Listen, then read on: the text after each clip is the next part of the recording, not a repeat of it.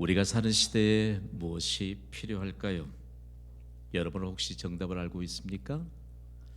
우리가 사는 지금은요, 은혜를 잃어버린 시대입니다. 거기에 따라서 자연스럽게 은혜를 잃어버린 사람들과 함께 더불어 살고 있습니다. 우리에게 필요한 것은 은혜입니다. 은혜로 사는 경신교회 성도들은요, 명절 기간에도 새벽 기도도 많이 나와요. 얼마나 감사한지. 오늘 주일 예배도 얼마나 많이 와서 하나님께, 명절보다 크신 하나님께 예배드리는지. 오직 은혜로 사는 자에게 예배가 해답이 될 줄 믿습니다. 안타까운 사실은요, 우리가 누리는 모든 것이 하나님의 은혜입니다. 이 사실을 모르는 사람들이 너무 많아요. 지금까지 지내온 모든 순간이 하나님의 은혜였습니다. 이 사실을 아는 순간 닫혀있는 은혜의 문이 열립니다. 은혜를 주시는 분은 과연 누구실까요? 하나님이십니다. 오늘 말씀의 주제가 하나님이에요. 성경은 구약 성경에서 신약 성경까지, 창세기부터 요한계시록까지 철저하게 하나의 주제로 연결되고 있는데, 그 하나 된 주제가 은혜입니다. 성경은요, 은혜 받은 사람들에 대한 기록입니다. 하나님이 은혜를 주시니까 죽은 나사로도 살게 되잖아요. 하나님이 은혜를 주시니까 나면서부터 걷지 못하던 사람들도 일어나 걷고 뛰어나 하나님을 찬송하는 예배자가 됩니다. 하나님이 은혜를 주시니까 고질적인 질병도 치유를 받습니다. 하나님이 은혜를 주시니까 영혼의 질병을 치유받아서 일평생 동안 기쁨으로 살잖아요. 오늘 이 예배가 은혜 주시는 하나님의 은혜로 살게 되는 아름다운 믿음의 결단이 있기를 간절히 소망합니다. 성경은 철저하게 은혜에 대한 증거예요. 우리가 어떻게 하나님의 은혜를 입을 수 있을까? 여러분 이거 아세요? 하나님은 창조주이십니다. 말씀으로 모든 만물을 창조하셨습니다. 그리고 우리를 하나님 닮은 존재로 창조하셨습니다. 그러니까 은혜는 철저하게 창조주이신 하나님으로부터 옵니다. 그리고 하나님이 피조물인 우리에게 모든 좋은 것을 공급해 주십니다. 이것이 은혜입니다. 그러니까 은혜가 도대체 무엇일까라고 하는 사실들을 우리가 어떻게 할 수 있을까? 창조주이신 하나님이 피조물에게 베풀어 주시는 모든 좋은 것입니다. 여러분, 요즘 강조 하나 안 해도 건강에 좋은 것 드실 줄 압니다. 우리가 착각 속에 하나가 있는데, 하나님은 우리에게 좋은 것을 주셨습니다. 하나님과의 관계가 가로막히고 은혜의 문이 열리지 않으니까 우리가 좋지 않는 것을 안고 삽니다. 오늘 이 예배가 하나님이 주시는 모든 좋은 것에 대한 은혜에 대한 증거자로 우리를 준비시켜 주시는 예배가 될 줄 믿습니다. 철저하게 은혜는 창조주이신 하나님으로부터 옵니다. 그러면 성경은 증거하기를 은혜가 도대체 무엇이냐라고 말할 때, 은혜는 창조주이신 하나님이 값없이 주시는 하나님의 선물이라고 말합니다. 그러니까 인간의 행위로 되는 것이 하나도 없습니다. 오늘 우리에게 은혜만 있으면 될 줄 믿습니다. 그러니까 인간의 행위로 은혜가 임하는 것이 아니고 철저하게 값없이 하나님이 주시는 선물이 바로 은혜일진데, 우리에게 은혜만 있으면 돼요. 우리가 은혜가 있을 때 은혜에 대해서 분명하게 해석할 수 있는 것은, 은혜는 좋은 것입니다. 하나님이 좋은 것을 주시기 때문에, 하나님이 좋은 것을 약속하셨기 때문입니다. 그리고 은혜는 하나님의 의지가 담긴 하나님의 선물입니다. 그러니까 하나님 앞에 믿음으로 살면 풍성한 은혜가 임하는 줄 믿습니다. 성경이 우리에게 가르쳐 주신 해답은요, 은혜로 살라는 거예요. 은혜로 살면 하나님의 은혜는 어떻게 해석이 될까? 우리가 은혜로 살면 인간의 모든 두려움을 극복하게 하는 하나님의 능력이 됩니다. 여러분 은혜 받으셨습니까? 모든 두려움을 극복하게 하는 하나님의 능력이 내게 임하였음을 믿으시기 바랍니다. 사람들이 두려움을 극복하지 못하니까 하나님의 은혜를 증거하지 못해요. 이 시대에 아무리 어려움이 많다 할지라도 그 모든 두려움을 극복하게 하는 하나님의 능력인 은혜는 은혜로 사는 자에게 임합니다. 그래서 오늘 우리에게 하나님이 물으세요. 특별히 성경은 우리에게 십계명을 주시면서 십계명이 공개된 하나님의 은혜라는 사실들을 명확하게 가르쳐 줍니다. 어떤 교회에서 십계명 하니까 막 십계명을 암송만 하더래요. 답답을 노리시지요. 십계명은 암송하는 데 목적이 있지 않습니다. 십계명을 따라서 살 때 하나님의 은혜가 임합니다. 그렇기 때문에 십계명은 공개된 하나님의 은혜인데 우리가 십계명을 잘 이해해야 할 필요가 있습니다. 도대체 하나님은 십계명을 왜 주셨을까? 십계명은 하나님의 백성이 지켜야 될 신앙적 표준입니다. 십계명은 하나님의 백성이 지켜야 될 도덕적 표준입니다. 그러므로 십계명을 따라 사는 자에게 하나님의 능력이 임하는 은혜가 증거되는데요. 이스라엘 백성들에게 하나님이 이 십계명을 언제 주셨을까요? 예수님이 이 땅에 탄생하시기 전 주전 그러니까 BC 1450년경으로 역사적 사실입니다. 하나님이 시내산에서 모세를 통해서 직접 주신 말씀이 바로 십계명입니다. 십계명은요 우리에게 은혜로 주신 것입니다. 이스라엘 백성들이 십계명을 받기 전에 어느 나라에서 430년 동안 살았지요? 애굽에 살았습니다. 애굽은 하나님이 없는 세상을 대표하는 나라입니다. 하나님이 없는 대신에 수많은 신들을 숭배하고 살았던 나라입니다. 참 이상하지요? 애굽, 이집트라고 하는 나라의 역사를 거슬러 올라가서 연구하다 보면 집 문을 열고 바깥에 나가는 순간 하나님의 아닌 다른 신들의 이름을 불러야 살 수 있었던 나라가 애굽입니다. 어디를 가면 이 신의 이름을 불러야 되고요. 집안에 가만히 꾹 눌러 있어도 어떤 신의 이름을 불러야만 살 수 있었던 그 나라, 그 나라에서 하나님이 하나님의 약속하신 백성이요 선택된 백성이 이스라엘을 430년 동안 노예로 살고 있을 때 그 애굽으로부터 구원해 주셔서 지금 시내산 앞에 머물게 하시면서 십계명을 주셨습니다. 퀴즈도 아니죠. 너희가 애굽이라고 하는 나라에서 십계명을 잘 지켰으니까 내가 너희를 구원해 주었노라고 말씀하셨나요? 혹은 너희가 십계명을 잘 지키면 애굽이라고 하는 나라에서 구원해 줄 것이다 라고 하나님이 약속하셨나요? 아니에요. 그들이 하나님 없는 죄로 아주 빼곡하게 차 있던 하나님 없는 세상인 애굽에서 살았을 때도 하나님은 그들을 구원해 주셨습니다. 이것이 하나님의 은혜입니다. 우리가 어떻게 구원받았지요? 죄가 없으신 예수님이 우리의 죄값으로 대신 희생제물이 되신 십자가의 은혜로 우리가 구원을 받았습니다. 너희가 십계명을 잘 지켰으니까 너희를 구원받게 했느니라 하나님 그렇게 말씀하지 않아요. 철저하게 은혜는 구원에 초점을 맞추고 있습니다. 하나님이 창조주이십니다. 우리는 하나님의 피조물입니다. 하나님의 피조물에게 베푸신 구원의 은혜를 통해서 하나님은 하나님의 규모의 복인 은혜가 과연 어떤 것인가를 보여주십니다. 오늘 은혜 받읍시다. 일평생 은혜로 삽시다. 우리가 두려워하는 모든 두려움 극복하게 하는 하나님의 능력이 임함으로 성령의 능력이 임하고 성령이 충만하고 그리고 하나님의 이름을 부를 때마다 승리의 깃발을 들게 하시는 하나님의 은혜는 우리의 것이 되게 하여 주실 줄 믿습니다. 십계명을 따라 살면서 성경을 생명처럼 중요시 여겼던 사람들이 영국에 청교도입니다. 그들이 미디에루 땅에 건너가서 성경을 생명처럼 여기면서 그리고 성경의 믿음의 첫 단추라고 여기는 십계명을 생명처럼 붙잡고 살았습니다. 그러면서 그들은 세계 제1의 국가를 이루었습니다. 믿음의 첫 단추가 십계명이다. 그러면서 그들이 그 땅을 일구면서 세계 제1의 국가를 일궜는데 십계명을 무시하기 시작한 때가 있습니다. 1960년대에 이르면서 십계명을 무시했습니다. 그 결과가 어떻게 미국 땅에 드러났는지 여러분 아십니까? 자유주의 신학과 인본주의 사상으로 종교다원주의 사상이 꽃을 피우게 됐습니다.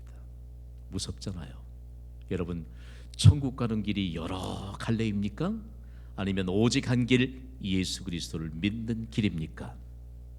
대답해 보세요. 그런데 종교다원자는 말이에요, 어떤 길이든지 무슨 종교든지 믿기만 하면 천국에 이르겠다고 하는 거짓 복음을 전합니다. 십계명을 무시했을 때 일어나는 현상이고요. 비참한 결과 또 하나는요, 동성애자들이 우죽순경으로 생겨났습니다. 마약 중독자들이 미 대륙을 혼란스럽게 만들었습니다. 더욱이 수많은 가정들이 깨지는 이런 아픔을 겪게 됐습니다. 십계명은 믿음의 첫 단추지만 공개된 하나님의 은혜입니다. 오늘 이 시대를 살아가는 우리가 구원받은 하나님의 자녀이기 때문에 십계명을 따라 살면 공개된 하나님의 은혜는 우리의 것이 된다는 사실들을 가르쳐줍니다. 첫 번째 계명은 두 번째 계명과 뗄래야 뗄 수 없는 불가분의 관계예요. 첫 번째 계명은 너무 쉽습니다. 오늘 본문인 출애굽기 20장 3절 말씀을 읽기만 해도 우리는 쉽게 이해할 수 있습니다. 읽습니다. 시작. 너는 나 외에는 다른 신들을 내게 두지 말라. 아멘. 다른 신들, the gods라고 이처럼 영어 성경이 번역하고 있는데, 소문자로 시작하는 god는 사람이 만들어낸 잡신을 얘기합니다. 사람들아, 신은 오직 하나이신 하나님 한 분뿐이니라. 사람들이 두려움을 이기지 못하니까 수많은 신들을 만들어냈습니다. 수많은 신들. 첫 번째 계명은 하나님은 오직 한 분뿐이시기 때문에 하나님 그 한 분뿐이신 하나님이 오직 유일하신 신입니다. 그 신이신 하나님이 이 한 분 하나님만을 섬기기 위해서는 무엇을 해야 할 것인가? 은혜를 가로막는 우상 숭배를 금지해야 된다는 사실들을 기억하고 있습니다. 이것이 두 번째 계명이에요. 우리는 오늘 첫 번째 계명과 두 번째 계명을 살펴보면서 두 번째 계명에 초점을 맞출 텐데, 두 번째 계명을 기억하면 우리에게 은혜의 문이 활짝 열립니다. 오늘 본문은 출애굽기 20장 4절과 5절 말씀을 우리 함께 읽습니다. 시작. 너를 위하여 새긴 우상을 만들지 말고 또 위로 하늘에 있는 것이나 아래로 땅에 있는 것이나 땅 아래 물속에 있는 것에 어떤 형상도 만들지 말며 그것들에게 절하지 말며 그것들을 섬기지 말라. 아멘. 우상 숭배하지 말라라고 말씀하신 계명이 바로 두 번째 계명입니다. 우상은 도대체 뭘까요? 우상이라고 하는 것은요, 인간의 이기심과 잘못된 종교적 심성이 결탁돼서 산출해낸 인위적인 산물입니다. 좀 어렵습니까? 그렇지 않습니다. 인간의 이기심. 예수님은 우리에게 이기심을 가르치신 것이 아니고, 보여주신 게 아니고, 이타심을 가르치시고 이타심을 보여주셨습니다. 십자가의 은혜를 입은 자들은 절대로 이기심이 내 안에 자리 잡지 못하도록 철저하게 불신앙적인 요소를 걸러내는 하나님의 은혜를 사모합니다. 그런데 우상이라고 하는 것, 요즘 현대적인 용어로 아이돌이에요. 아이돌. 저는 참 위험스럽습니다. 어떻게 사람이 높임을 받는 우상이 될 수 있나요? 우상이 될 수 있나요? 우리는 쉽게 말합니다. 아무런 저항 없이 그렇게 살아가고 있는 이 시대를 향해서 하나님이 우리에게 말씀하고 있습니다.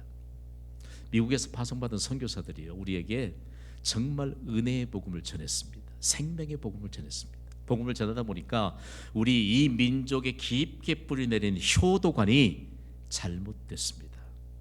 효도관이 잘못됐으니까 하나님의 은혜의 문을 모두 닫고 있는 것입니다. 그 가운데 하나가 죽은 조상에게 무엇인가 효심을 나타내려고 하는 이기심이 가득 차 있다는 겁니다. 그러면서 죽은 조상을 향해 제사를 지내면 비인격체에게 절하고 숭배하면 복을 받는다는 잘못된 효도관이 계속해서 번져가는 이 상황을 어떻게 걷어낼 것인가? 그러면서 생명의 복음만을 전했는데, 이게 한국교회를 통해서 놀랍도록 오늘에 이르기까지 수많은 사람들에게 닫혀있던 은혜의 문을 열어주었습니다. 여러분, 부모님이 살아계실 때 효도 많이 하시기를 주님의 이름으로 간곡히 부탁을 드립니다. 부모님의 생명을 하나님이 거두어 가십니다. 하나님은 모든 사람들의 생사화복을 주관하십니다.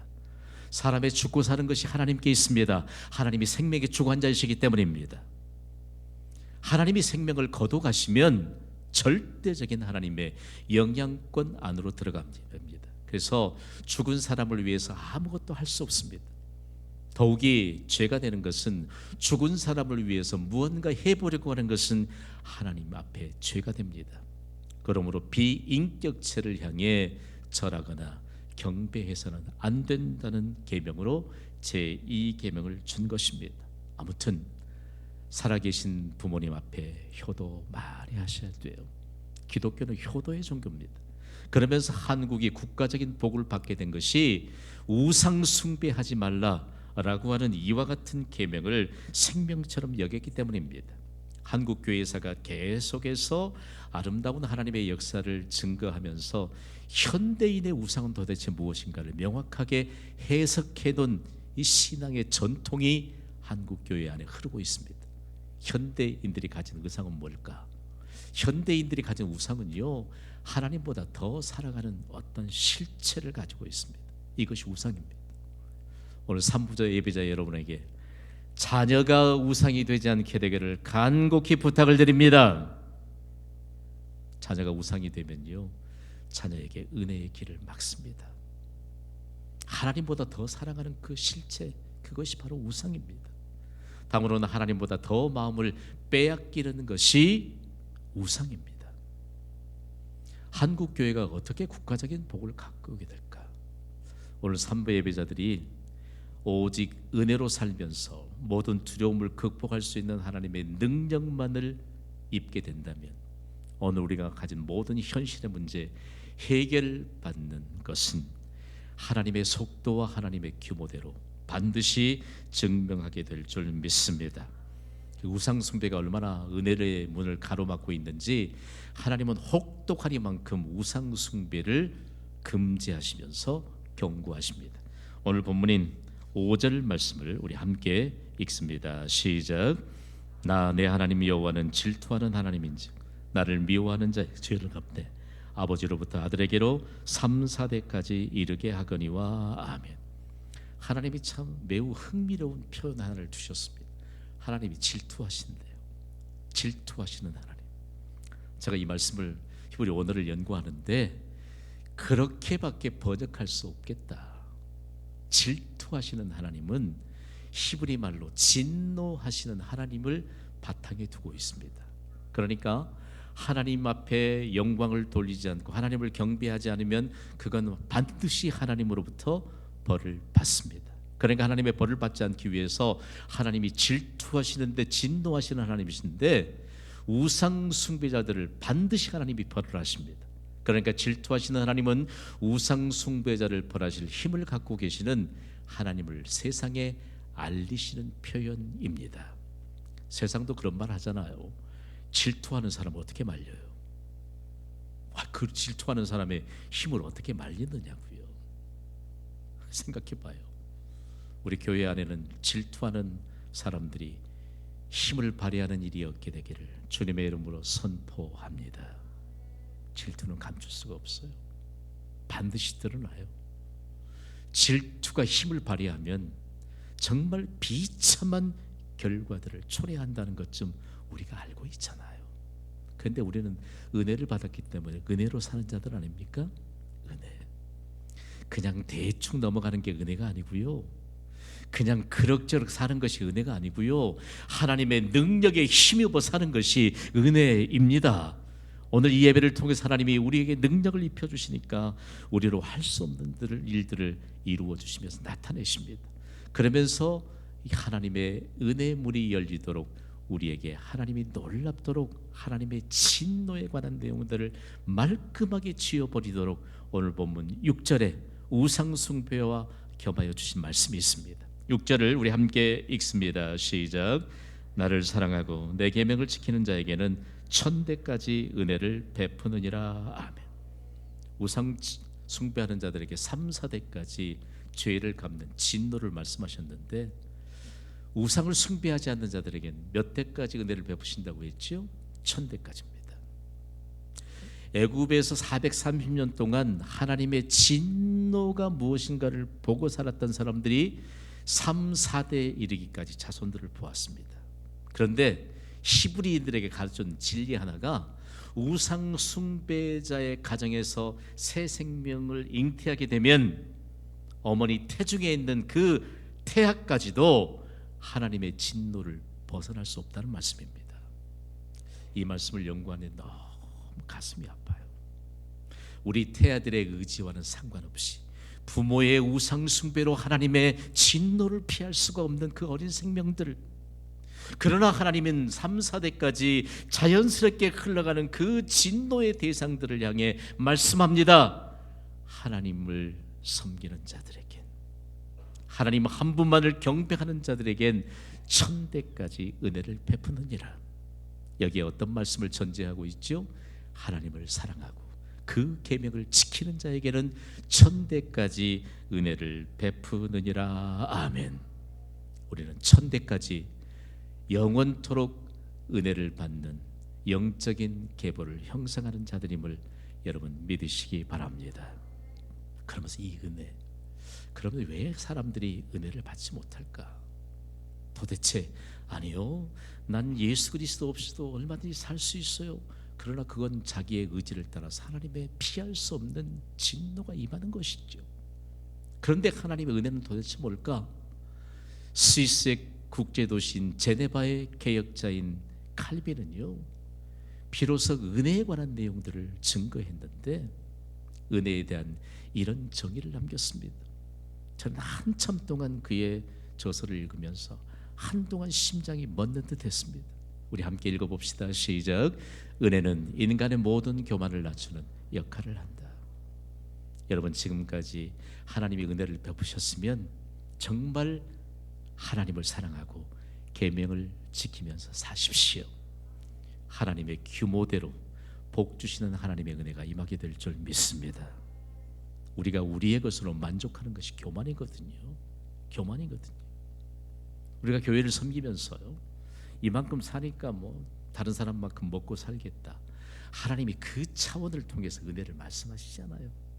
창조주신 하나님, 하나님의 모양과 형상대로 지음받은 피조물인 우리에게 창조주가 계시지 않는다면 은혜라고 하는 단어는 원초부터 이 세상에 없습니다. 그러나 피조물인 우리에게 하나님이 은혜를 입혀주셔서 구원받게 하셨습니다. 구원받은 우리가 하나님의 은혜에 대한 증거를 갖기 위해선 교만이 사라져야 합니다. 교만. 여러분, 우리가 받은 모든 것 하나님이 공급해 주신 것임을 믿습니까? 은혜로 살아야지요. 은혜로 계산하고 은혜로 선영하고 그리고 은혜로 계획해야지요.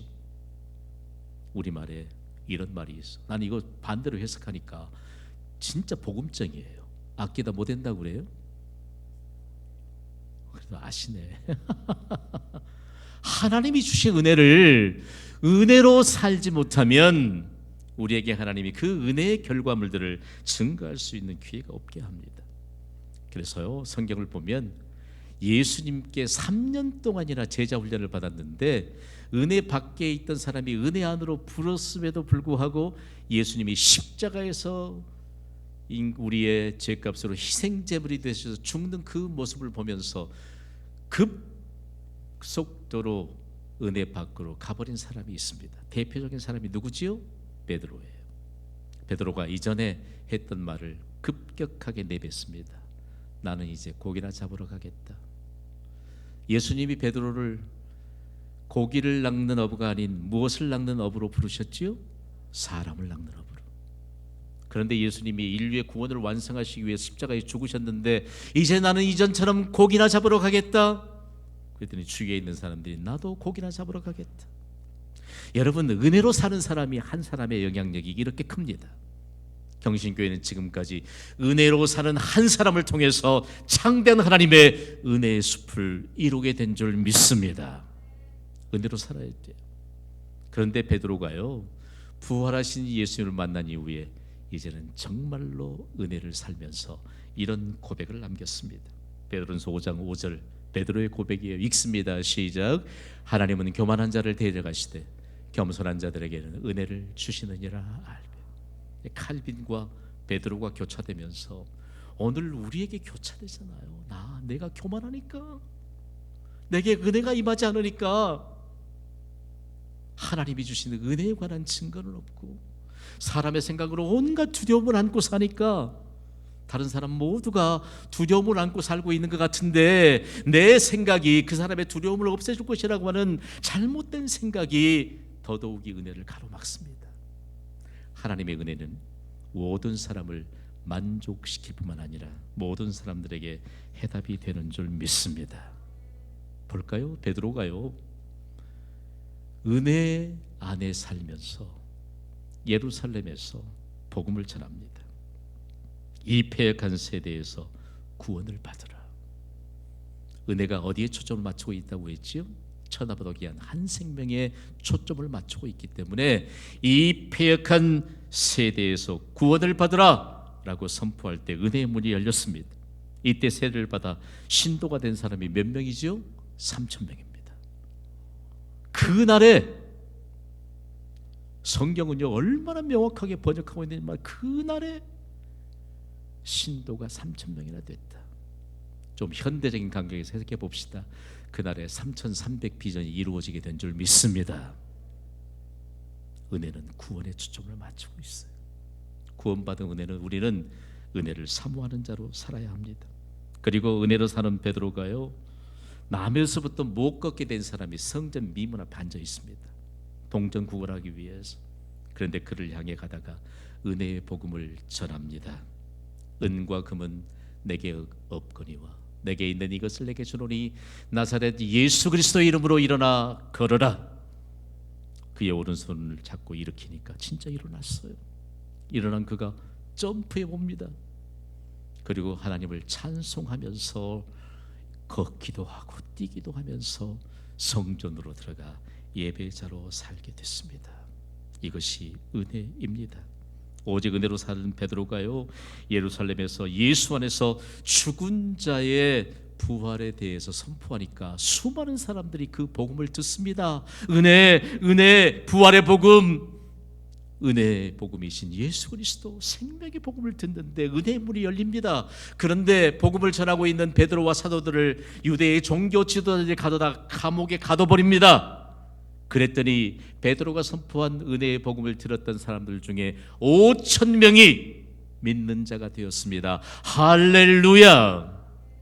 아무도요 하나님이 우리에게 주시는 은혜의 문을 가로막을 수가 없다는 사실을 보여주고 있습니다. 오늘 명절보다 크신 하나님께 예배하는 우리는 이제 오직 은혜로 살 것입니다. 오늘요 사람이 헤아리지 못한 모든 것, 그 하나님의 범위 안에 다 포함된 줄 믿습니다. 하나님의 은혜는 너무 광범위합니다. 너무 광범위합니다.